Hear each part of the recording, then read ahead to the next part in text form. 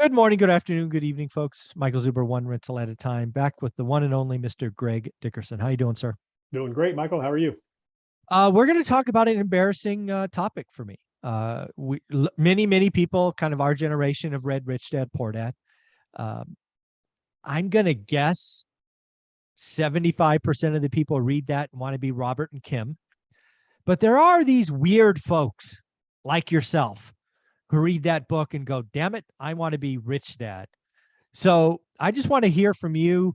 What did you see? Because I think you're right. I think the power is to be Rich Dad. It's not to be Robert and Kim, which I just completely missed. I actually read that book recently, and I still complete it thinking I want to be Robert and Kim, even knowing that I should want to be Rich Dad. But let's talk about what it means to be Rich Dad. What did you see? What did you? I mean, it just must have hit. The book must have just hit you differently than it hit me. It did because I didn't even get real estate out of that book. Most people, that's what they get. They get real estate. They want to be real estate investors. That's Yeah, not what exactly. spoke to Yeah. me. I'm an entrepreneur.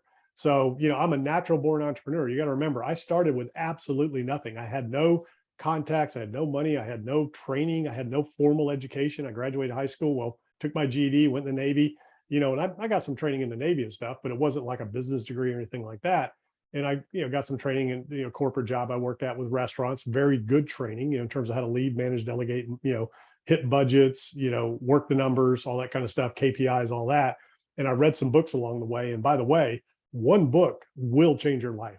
Not can change your life, will change your life if you read it the right way and take action on it. So, anyways, long story short, I had a couple of businesses along the way. I started my business in 1997.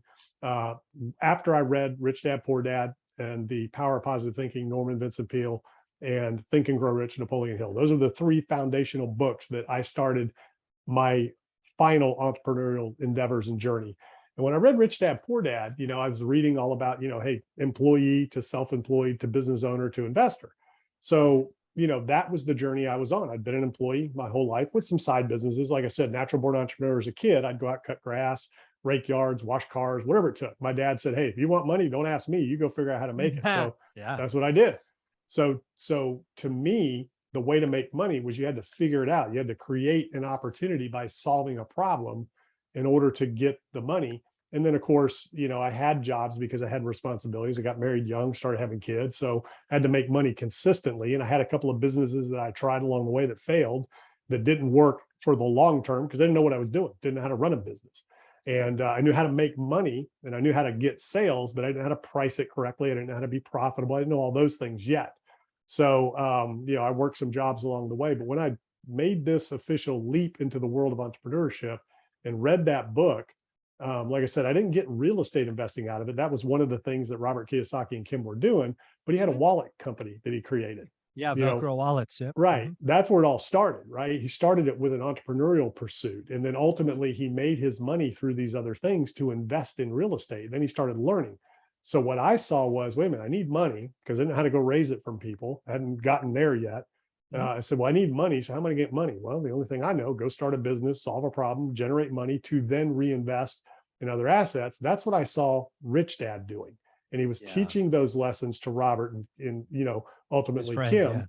Mhm. And Rich Dad was the guy that owned all the businesses. He was at the investor level. To me, Robert Yeah. Kiyosaki was not there yet along the way, but Could Rich be. Dad was. He had all the businesses. Everybody was coming to him with deals and with opportunities and for advice and for opportunities. And, I'm a coach and a mentor. I love that. I've been a leader my whole life, natural born leader. When I joined the Navy, they plucked me out of 100 guys and said, you're the leader. Just out of, I Mm, didn't ask for it. It's just how I am. mm. People just identified me that way, captain of all the teams. It's just, I'm the guy that always got picked. So that is what I saw in Rich Dad, and that he was helping and mentoring and growing businesses through that with and through other people. So that's where I was very fortunate. I realized, man, I can only do so much. There's only so many hours in a day. If I want to grow and build an empire, I need to have these other businesses with other people. I need to be up here at the investor level and then take that cash flow and reinvest into other assets. So that was my mindset. And it also, the other thing that flipped my mindset that's in that book is, don't think I can't afford it. Think, how can I afford it? What do I need to create to pay for the things that I want to do and the things that I want in my life? So that was the journey I went on. Yeah. And again, I think a lot of us should go back and read Rich Dad Poor Dad. again and see if you can now see this via Greg's eyes and being Rich Dad. And I just recently reread it. I remember Robert and his friend at the I don't know, grocery store or whatever they called it, mini market, and they're doing their magazine or comics, I think it was comics, and going to see Rich Dad as people came in and out. I just envision you as being Rich Dad behind the desk as people are coming to and you're mentoring and helping and saying, I'll do that deal, not that deal. I And still what's funny finished. is, as I'm talking to you and explaining it, I am visualizing that. I'm visualizing Rich Dad behind the desk, people coming and going. Yeah. And then I visualized myself being in that environment. And I can tell you, to me, he was in Hawaii. I'm seeing this office that looks like a hut that's on the beach and people coming and going. You know what I mean? That's what visualization means. And then as I was reading that, I saw myself in that role, just like you said you saw me, and people coming and going and all the deals being made. I could see it. Yeah. I have to tell you, I could see you there very easily. I still can't put myself there, but I'm working on it. Well, you don't have to, so again, that was my journey. I was a natural born entrepreneur. That's how I was created. That's what I was created to do. That's how God made me, to go out and create things and to start things and to do things. That's just how I'm wired. Other people are different. So you don't have to get what I got. That's just me. What you got worked for you. You got, well, I'm going to buy real estate and, start here. And, he started one property at a time. He just started with multifamily. I don't know if he did residential first. He did. Yeah, he did. He bought a condo first, and he bought a condo that didn't face the water, and then he went to multifamily. Yeah. So same thing, so there's nothing wrong with that. Not everybody needs to be an entrepreneur and go out, because I had to risk everything and I didn't make a lot of money. When I first started out, I wasn't making a lot of money. Now, the good news was I wasn't making a ton when I left my corporate job. So it wasn't a whole high bar there to replace.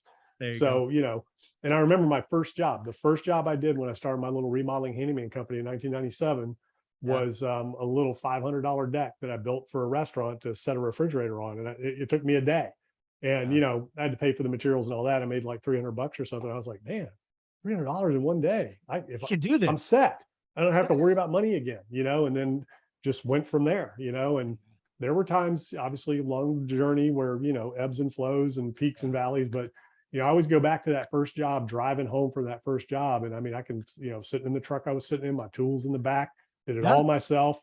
And, actually it only took about a half a day. And it was a small deck, like 12 square feet, 3x4, 4x4, something like that. Yeah. And I remember every bit of it, picking the lumber up, digging the holes for the post, building the thing, took a half a day, made $500. I was like, man, this is about as good as it gets. Do me a favor, folks. If you're watching this, leave a comment below. When you read Rich Dad Poor Dad, did you want to be Robert and Kim or Rich Dad? I just want to see what the percentages are. I'm going to guess it's 75-25, but we'll see what y'all have to say. Greg, where can people find you? Yeah, gregdickerson.com. That's where my info is. Go check it out. Thank you, buddy.